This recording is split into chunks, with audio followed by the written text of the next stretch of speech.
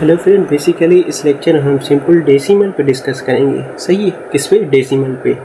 किस पे हमें डिस्कस करनी है आज हमें डेसिमल पे डिस्कस करनी है। तो हमारे पास सिंपली डेसिमल क्या है कि डेसिमल हमें मालूम है हमें किस में होता है, हमारे पास होता है। अगर हमारे पास फॉर एग्जाम्पल हमारे पास है 0.5, ओके। तो अगर हम इसको सोल्व करने की करें, सही है, इसको सोल्व करने की करें, कैसे करेंगे? ये हम जो है ना डेसिमल को हम रेशनल में कन्वर्ट करने की करें तो फिर कैसे सोल्व करेंगे?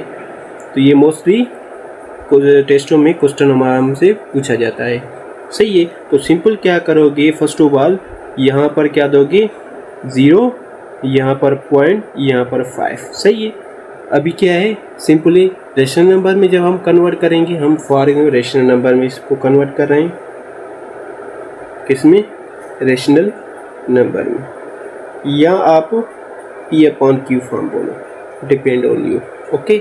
अभी सिंपल यहाँ पर क्या करोगे, यहाँ पर इस जीरो को छोड़ दो।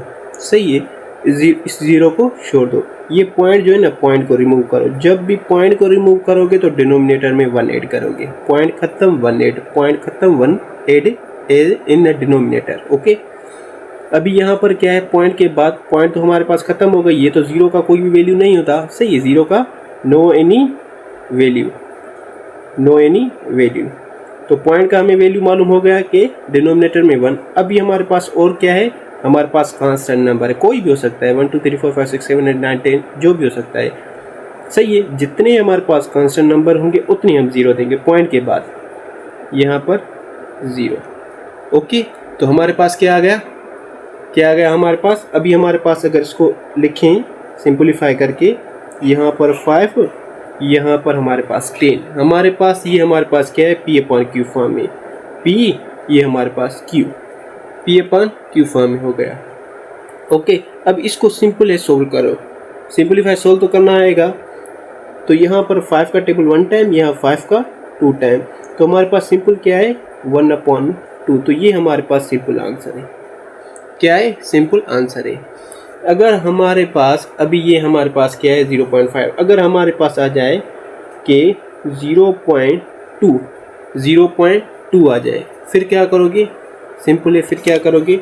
तो यहाँ पर आप देखो, सेम स्टेटमेंट सेम, ओके। तो पॉइंट खत्म, ये इसका 0 का वैल्यू नहीं होता। सही है, पॉइंट खत्म, यहाँ पर 1 डिनोमिनेटर में।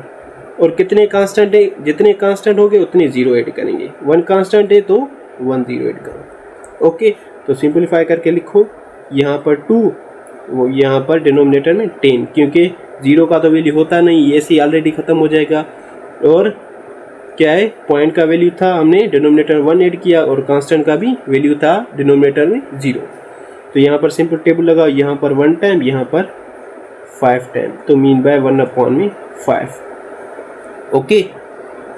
तो ये हमारे पास सिंपल कॉन्सेप्ट था, ओके। अगर एक और भी ले लें, सही है, हमने क्या है, हमने पॉइंट के बाद एक कांस्टेंट लिया है। कितने कांस्टेंट लिए? एक कांस्टेंट लिया है। अगले लेक्चर हम 2 कांस्टेंट लेंगे, उसके अगले लेक्चर में हम 4 कांस्टेंट लेंगे, ओके।